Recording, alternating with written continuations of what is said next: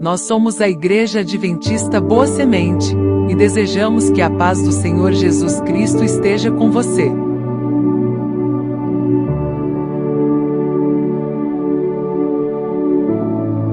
Estamos muito felizes com a sua companhia.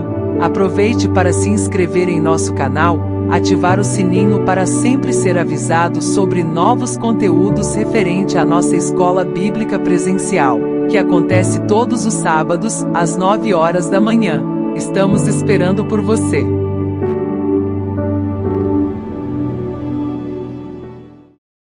Olá, meus irmãos, que a paz do Senhor Jesus Cristo esteja sobre a vida de todos vocês. Esta mesma graça do Senhor nos alcance a todos. Pela bondade de Deus, nós estamos juntos outra vez. Uma nova oportunidade Deus nos proporciona. Nesta oportunidade, neste nosso encontro rápido, estaremos conversando sobre o assunto que abordaremos em nossas rodas de estudo bíblico no momento da escola bíblica do próximo sábado, o dia 20 de junho de 2026. Nesta oportunidade, nós vamos abrir as nossas conversas sobre 3 parábolas de Jesus contadas por ele e registradas pelo evangelista Lucas, no capítulo 15 do seu evangelho. Nós falaremos sobre a ovelha, a moeda e sobre o filho perdidos. Esse filho perdido que nós conhecemos comumente como o filho pródigo. E falaremos nestas considerações a partir de hoje sobre essas 3 parábolas, porque elas têm uma mesma finalidade. Foram contadas em um mesmo momento. Elas falam sobre um mesmo tema. E a gente descobre por essas parábolas aqui do capítulo 15 do Evangelho de Lucas que a graça de Deus, ela foi disponibilizada aos homens em tempos remotos, mas materializada, apresentada, efetivada pela pessoa de Jesus Cristo na busca pelas pessoas, pelos perdidos. E o Evangelho de Lucas, nessas parábolas, ou com essas parábolas, ele se constitui o centro da pregação do Evangelho, que é, repito, a busca ativa de Deus pelos perdidos. Essas parábolas foram contadas por Jesus para responder aos fariseus e escribas que o criticavam por se aproximar de pecadores aqui no conceito deles. Os judeus, eles construíram uma imagem, desenvolveram um conceito bem particular sobre o significado de pecado na vida das pessoas. A liderança dos judeus era muito ativa em separar pessoas a partir dos conceitos ou dos preconceitos que os judeus desenvolveram em relação às pessoas de modo geral. Sabemos que os judeus, eles eram os guardiões dos oráculos divinos. Eles tinham a palavra de Deus nas mãos. Mas, por alguma razão que nós supomos, mas desconhecemos de fato a sua essência, eles se desviaram construindo sobre aquilo que era verdadeiro. Algumas ideias, alguns pensamentos algumas formas de conceito que extrapolavam aquilo que era o propósito de Deus com a sua palavra, e continua, não é? A sua palavra tem um propósito. Os judeus, eles se desviaram, portanto, daquilo que era básico na palavra do Senhor, na lei e nos profetas, que era a graça de Deus, que era o amor de Deus pelas pessoas, e Jesus Cristo era a suma disso. Ele era o ápice, ele era a imagem perfeita daquilo que os judeus, ao longo de milênios, eles haviam recebido da parte de Deus instruções e orientações sobre o que deveriam fazer para se redimirem, para buscar a sua redenção da sua condição de perdidos. Não somente judeus, mas desde Adão. O amor de Deus se manifesta lá no Éden, mas ele se efetiva com a pessoa de Jesus. E Jesus se dedicou muito, de forma muito explícita, a sua misericórdia, para revelar a sua misericórdia, primeiramente aos seus conterrâneos, judeus como ele era, judeus como eram os da sua nação. E essas parábolas da ovelha perdida, da dracma perdida e do filho pródigo, ou filho perdido, como estamos denominando, elas foram contadas por Jesus para responder aos fariseus e escribas que o criticavam por receber pecadores. E eles criticavam sem perceber que aquela maneira de Jesus se envolver com as pessoas, ele desejava se envolver com todos, inclusive com eles mesmos que estavam criticando Jesus. Aí Jesus conta essas 3 parábolas. A da ovelha perdida, que está em Lucas no capítulo 15, aí versos 4 a 7, e essa parábola representa a iniciativa divina. O pastor deixa as 99 ovelhas num lugar para buscar a única que se desviou. E essa parábola, ela destaca a alegria no céu pelo arrependimento de um pecador. Jesus estava querendo dizer para aqueles seus ouvintes: vocês se arrependam dos seus pecados e isso vai gerar a alegria no céu. A parábola da dracma perdida, que está em Lucas 15, os versos 8 a 10, ilustra a diligência e o valor que Deus atribui a cada indivíduo. A diligência em buscá-lo, em procurá-lo, a dedicação. Não importa o custo disso, não importa o quanto isso é desgastante ou trabalhoso, sai buscar buscar o pecador. No caso aqui da figura da mulher que varre a casa e busca intensamente até achar a moeda. Isso representa a diligente misericórdia de Deus que não desiste. E essa busca incessante, incansável, simboliza que o perdido continua tendo grande valor aos olhos do Criador. E, por fim, a terceira parábola do filho pródigo, que está em Lucas, no capítulo 15, versos 11 ao 32, é a mais profunda das 3, focando no livre-arbítrio, no arrependimento do filho e na graça do pai que o recebe. O pai não apenas perdoa o filho que desperdiçou sua herança, mas corre ao seu encontro e veste esse filho e celebra o seu retorno, representando a bondade de Deus, que celebra o arrependimento do pecador. Também essa parábola, ela expõe a postura do irmão mais velho que ficou em casa.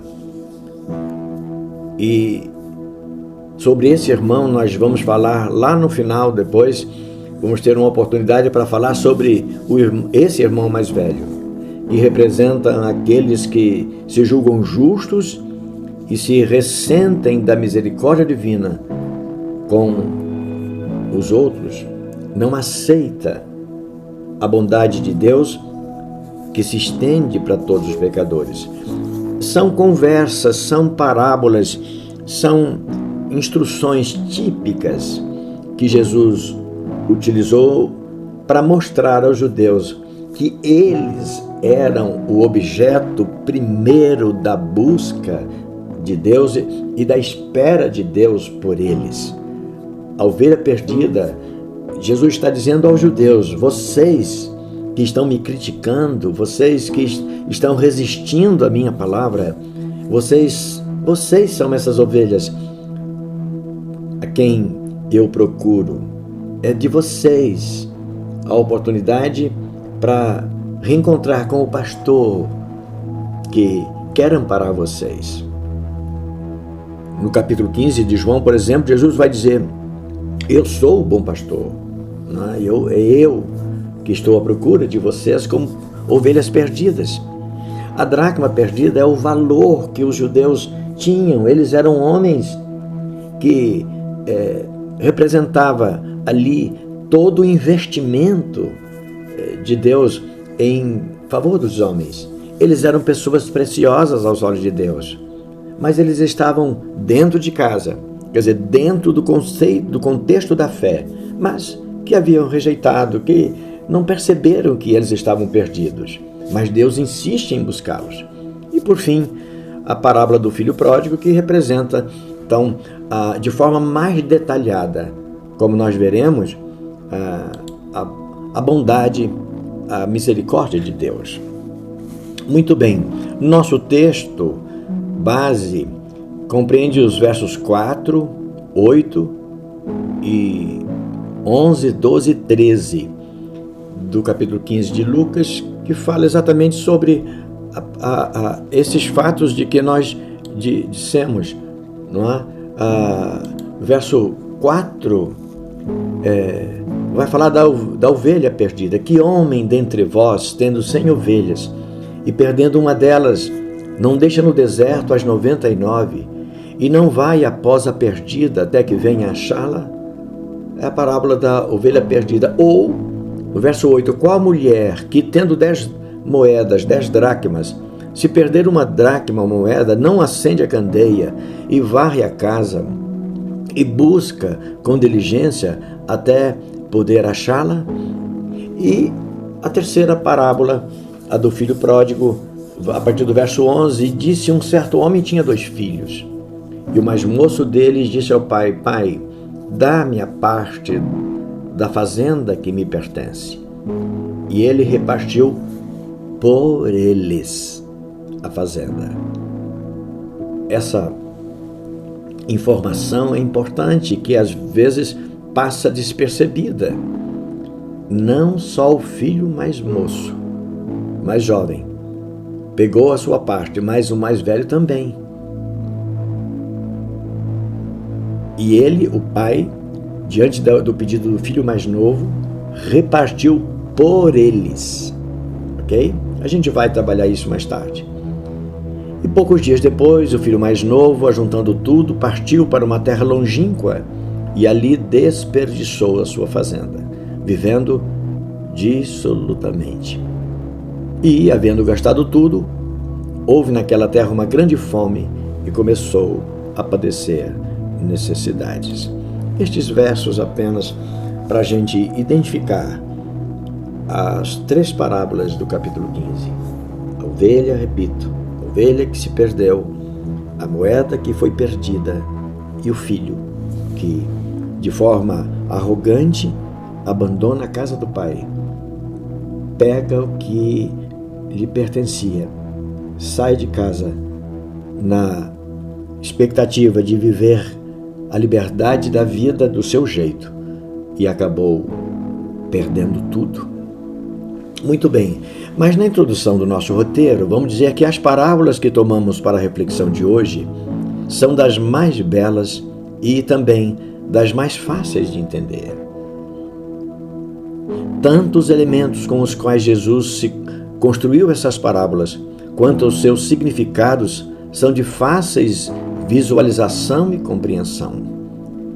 Veremos, contudo, que isso não significa que o ensino que elas nos deixam seja simplório ou de inferior significado. Por outro lado, com essas histórias, Jesus oferece uma sequência de 3 parábolas. A primeira, a da ovelha perdida. A segunda, a da moeda perdida. E a terceira, a do filho perdido. Essas 3 parábolas estão conectadas e é possível perceber que Jesus as contou com o propósito de responder de forma simples, mas muito firme, a seus críticos ouvintes, que eram os fariseus e os escribas. Veja como começa o capítulo 15. E chegavam-se a ele todos os publicanos e pecadores para ouvir. Busque compreender e visualizar esta cena. Jesus estava num determinado lugar e pessoas de condutas suspeitas para a visão dos judeus religiosos, para as lideranças dos judeus religiosos, publicanos e pecadores. Publicanos, na verdade, era uma categoria de pessoas, de profissionais. Já sabemos, eram o título era o título dado aos cobradores de impostos para os romanos. E eles eram tidos em menor conta, eles eram severamente desprezados por causa da sua posição de cobrar impostos dos irmãos judeus em favor dos romanos. E depois aqui, pecadores para ouvir. Difícil definir quem eram exatamente os pecadores, mas no geral eram todas as pessoas as quais, mesmo sendo judeus, como os demais eram judeus também, os fariseus, os escribas também eram judeus, mas eram pessoas que eles reputavam como pessoas indignas do reino de Deus, com quem eles não devessem se ajuntar por julgarem serem pecadores inconversos, não merecedoras da graça de Deus. Então, eram pessoas, publicanos e pecadores, eram pessoas que eram marginalizadas no conceito da liderança dos judeus. Os fariseus, os escribas, aqui está só os fariseus e os escribas, mas tinha também os saduceus, os essênios e outros mais. Enfim, a liderança judaica religiosa desprezavam as pessoas que pensavam diferente deles, se comportavam diferente deles. Não se trata aqui de pessoas que transgrediam as leis, que não observavam as regras da lei e dos profetas, que eram apostatados da fé, que eram pessoas rebeldes diante de Deus. Não. Eram pessoas que, no conceito dos fariseus e das lideranças judaicas de modo geral, religiosas, eram pessoas indignas. E essas pessoas, elas encontraram, pelo que se percebe, na pessoa de Jesus, uma oportunidade, um ombro. Eles encontraram em Jesus um ouvinte. Jesus ouvia eles. Jesus estava disposto a dialogar com eles. E, de fato, Jesus dialogava com eles, conversava com eles. Nós temos poucas informações sobre os temas que Jesus abordava com essa gente. As conversas, exatamente como elas aconteceram, que foram desenvolvidas, narradas entre Jesus e essas pessoas. Mas o fato é que Jesus ouvia essas pessoas. Eles sabiam que eram marginalizadas dentro da sociedade, que eles não eram bem vistos. Nós temos, por exemplo, o caso de Zaqueu, que Zaqueu sabia que ele carregava uma pecha, as pessoas tinham nele um ladrão. Então, os publicanos e pecadores sabiam que eles eram rejeitados por seus irmãos na liderança dos judeus. Mas Jesus ouvia essa gente. E os fariseus e os escribas murmuravam, dizendo: Jesus recebe pecadores e come com eles. O que nós temos aqui era um preconceito explicitado. Eles não negavam que eles ficavam ou se sentiam desconfortáveis para ouvir Jesus, porque Jesus conversava com esse tipo de gente que eles rejeitavam. Mas a gente vai observar que quando Jesus se juntava só com eles, eles também rejeitaram Jesus. Eles não queriam que Jesus conversasse com aqueles que, segundo eles, não eram dignos de ouvir as palavras de Jesus. Mas eles também, no particular, eles rejeitavam o que Jesus queria dizer também. Hoje, a pregação de Jesus não era bem-vinda para eles. Eles simplesmente rejeitavam Jesus, seus métodos, a sua forma de relacionar-se com pessoas e de conversar e de abordar essas pessoas. E as parábolas, elas contadas por Jesus, elas refletem exatamente a contestação, o contraponto de Jesus. Com essas parábolas, de forma muito amorosa, Jesus contou para eles essas parábolas para dizer para eles: embora críticos como vocês são, embora rejeição que vocês têm contra mim e a forma como vocês me tratam assim de maneira tão hostilizada, eu vim por amor a vocês.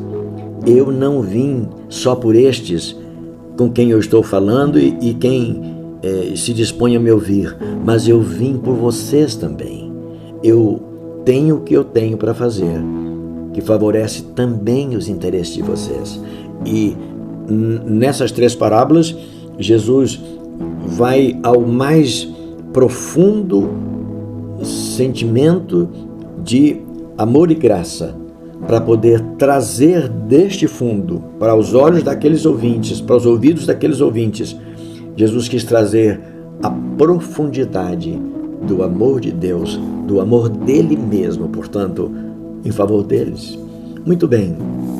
E eles resistiram veementemente. Aliás, ao final, até colocaram Jesus em julgamento e exigiram dos romanos que o crucificassem. Muito bem. Na reflexão 1, vamos dizer que a citada conexão existente entre as 3 parábolas de Jesus e registradas no capítulo 15 do Evangelho escrito por Lucas pode ser facilmente vista nas palavras que iniciam as 2 parábolas seguintes. Quero que você preste atenção. Jesus conta a parábola da ovelha perdida. Parece que os ouvintes de Jesus, os escribas e fariseus, parece que eles não entenderam. Jesus percebe que eles não entendem. E eles contam uma outra parábola, a da dracma perdida, para reforçar a ideia. É uma outra maneira de falar a mesma coisa. E ainda assim parece que eles não entenderam. Parece não, eles certamente não entenderam. Aí Jesus conta a parábola do filho perdido. Elas estão totalmente amarradas. Citam a mesma coisa. Já na parábola do filho perdido, Jesus foi mais explícito. Jesus foi mais detalhista. Jesus foi mais contundente. É mais profundo. Infelizmente, mesmo assim eles não entenderam.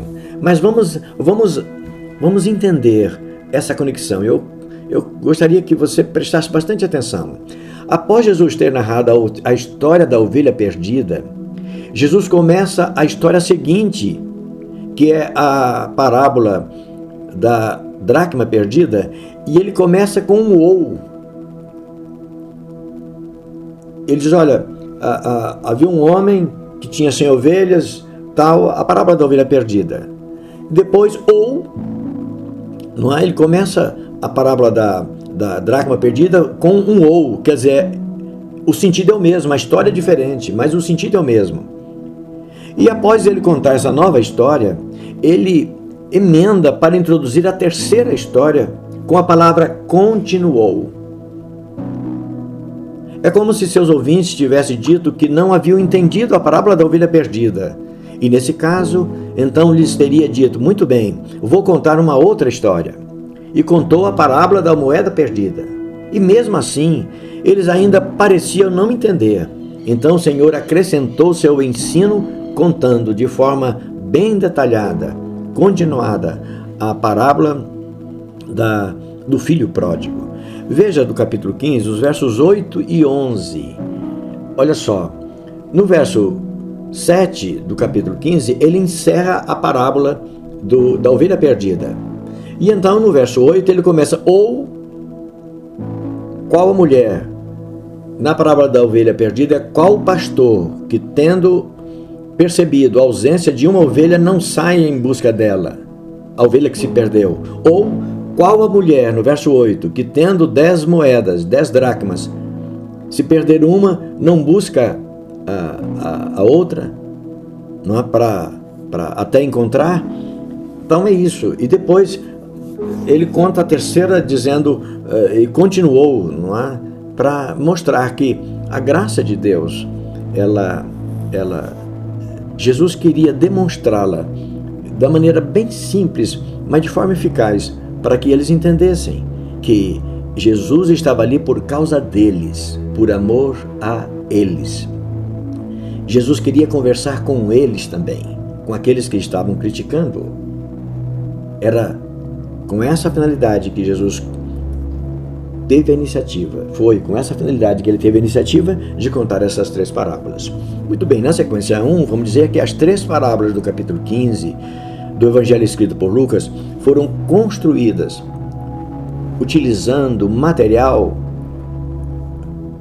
ou como material de cada uma, elementos muito preciosos.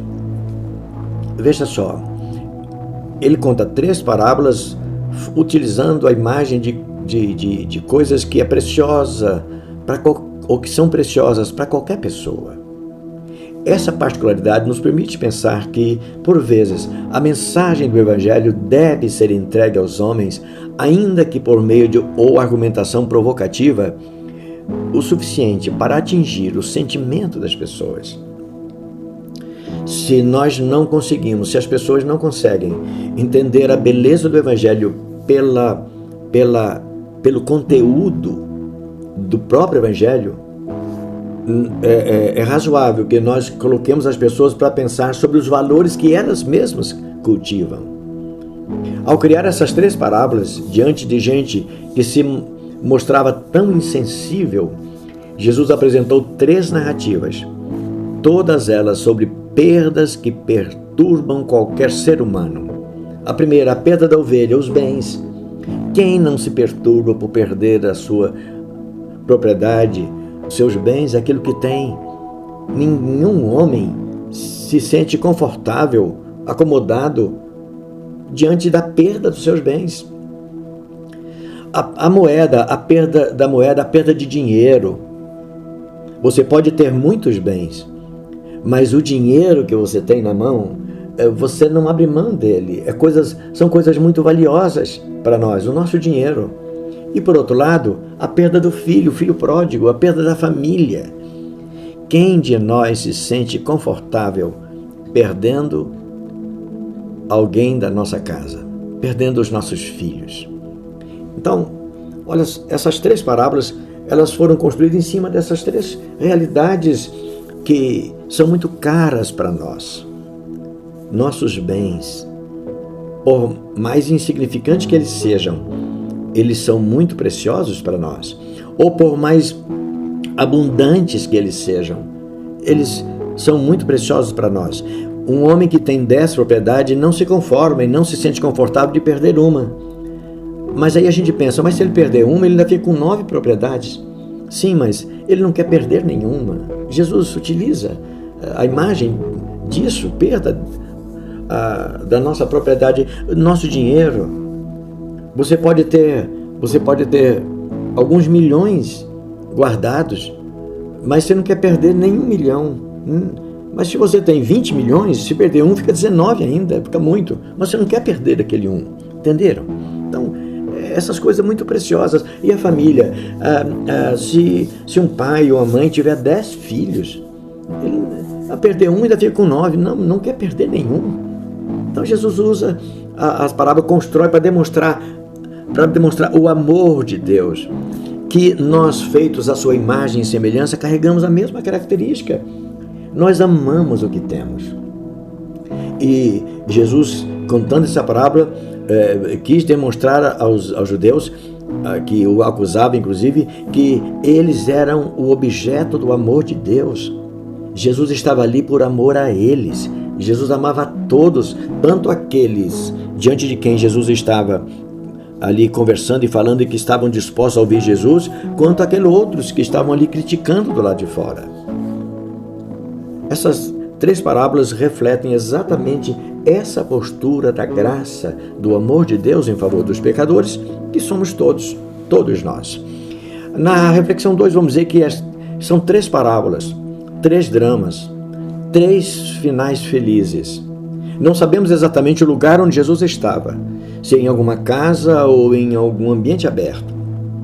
O fato é que pessoas de padrões de comportamentos diferentes se aproximaram dele. Uns eram homens ricos, cujas riquezas eram de origem talvez duvidosa até. Por isso, desprezados, os publicanos, que eram desprezados pelos outros. E, por outro lado, religiosos, cuja religião tinha como base o julgamento e o desprezo pelas outras pessoas. Este era o público diante do qual Jesus se encontrava. Mas Jesus amava, estava ali por amor a todas as pessoas, não é? E ele contou essas parábolas. Veja o interesse do Pai, o interesse de Deus. No capítulo 16 do Evangelho de Lucas mesmo, no verso 15, conversando com um outro grupo de pessoas, Jesus disse: vós sois os que vos justificais a vós mesmos diante dos homens, mas Deus conhece o vosso coração, porque o que entre os homens é elevado, perante Deus é abominação. A conversa de Jesus era no sentido de tentar convencer aqueles seus ouvintes que a justiça que eles julgavam serem portadores não era justiça, era discriminação, e por isso a conduta deles era desprezível diante de Deus, embora Deus não os recusasse. A conduta era ruim, mas Deus não estava interessado na conduta deles, estava interessado neles, e eles rejeitavam esse interesse de Deus por eles.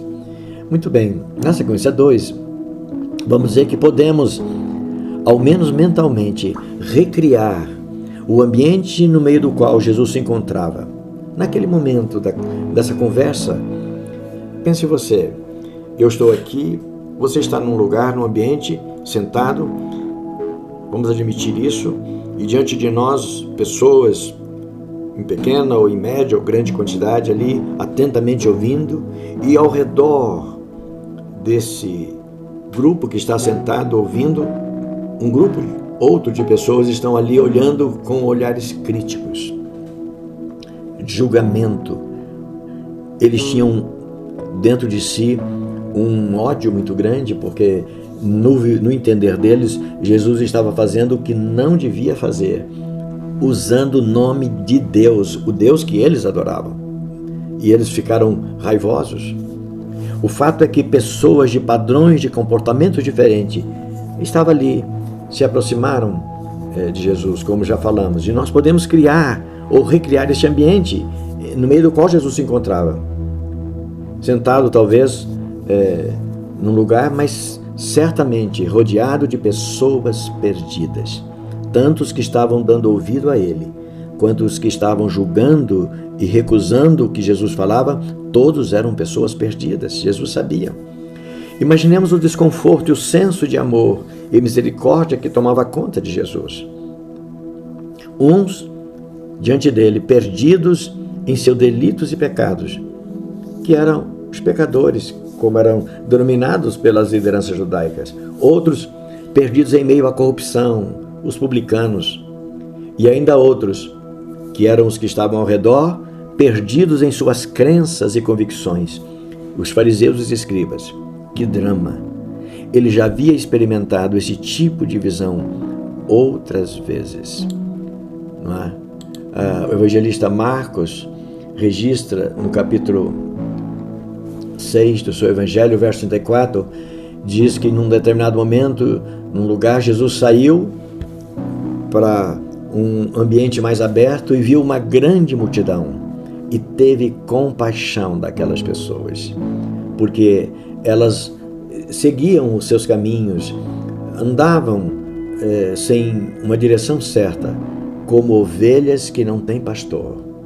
E aí Jesus começou a ensinar naquela oportunidade sobre a sua presença, o motivo pelo qual ele estava ali entre eles. É isso.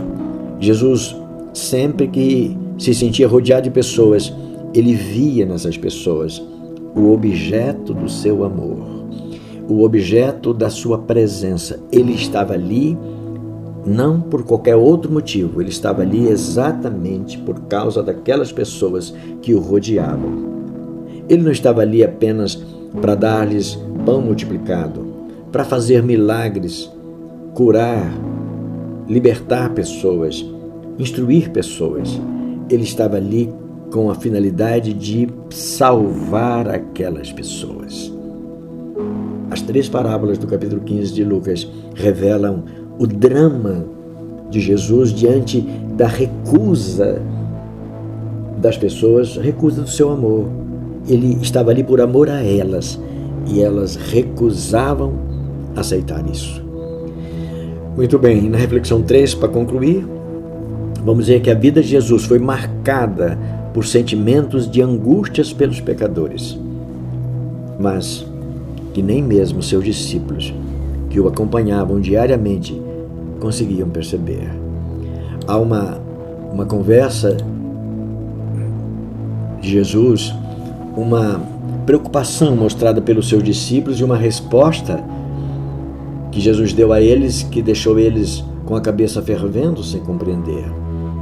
Quando Jesus estava lá junto ao poço, onde ele se encontrou com aquela mulher samaritana, os discípulos trouxeram a comida que eles tinham ido comprar na cidade e voltaram, encontraram Jesus conversando com aquela mulher, e depois da conversa eles viram que Jesus não comia, não se aproximou do alimento para comer, e eles disseram: come, por que você não come? E Jesus respondeu para eles de uma maneira que eles não compreenderam. A angústia do coração de quem ama e cujo amor está sendo rejeitado. Jesus disse: uma comida tenho para comer, que vós não conheceis, que vocês não conhecem. E aí os discípulos não entenderam e começaram a perguntar: será que alguém lhe trouxe comida, ele já comeu antes da gente trazer? E Jesus completa dizendo: a minha comida é fazer a vontade daquele que me enviou e realizar a sua obra. Fazer a vontade daquele que o enviou é amar as pessoas. Fazer a sua obra é dizer para as pessoas que ele estava ali por amor a elas. Que coisa! Quanto sofrimento, a gente diria, por um amor não correspondido. E as parábolas da ovelha perdida, da dracma perdida e do filho perdido ou pródigo, não é a expressão mais íntima e mais profunda do desespero da alma de quem ama e não tem o seu amor correspondido. Jesus amou as pessoas, quis dizer para elas e esforçou-se por dizer para elas que esta era a finalidade pela qual ele estava entre elas. Ele estava ali porque as amava e elas o rejeitaram. Nossa experiência, na conclusão da nossa reflexão, com a angústia por pensar nos outros, nos dá uma ideia de quanto Jesus sofreu. Sabe o sentimento de rejeição? Quanto sofrimento isso nos causa? Jesus foi ao máximo do sofrimento por este fato. Ele amou demais e foi rejeitado demais. Que o seu amor permaneça sobre nós. Amém. Muito obrigado pela sua companhia durante a reprodução deste vídeo. Aproveitamos a oportunidade para convidar você e toda a sua família para cultuar a Deus conosco, no próximo sábado, às 9 horas da manhã, na Rua Torino número 113, Parque São Bernardo 2, sede da Igreja Adventista Boa Semente, que fica na cidade de Fernandópolis, estado de São Paulo. Até breve!